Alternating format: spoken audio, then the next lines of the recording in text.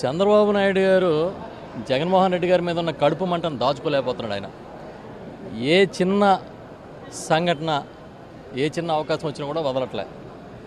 నిన్న మిర్చి యార్డుకి వెళ్ళి రైతుల కష్టాలని స్వయంగా తెలుసుకొని వాళ్ళకి మేము బాసటగా ఉన్నామని చెప్పడానికి గుంటూరు వెళ్తే, జెడ్ కేటగిరీ ఉన్న ఒక నాయకుడికి, ఒక మాజీ ముఖ్యమంత్రికి కనీసం ఒక కానిస్టేబుల్ కూడా లేకుండా మొత్తం ఆ సెక్యూరిటీని విత్డ్రా చేసి వాళ్ళందరినీ కూడా పంపించేసి ఒక వికృత ఆనందాన్ని, ఒక రాక్షస ఆనందాన్ని పొందారు.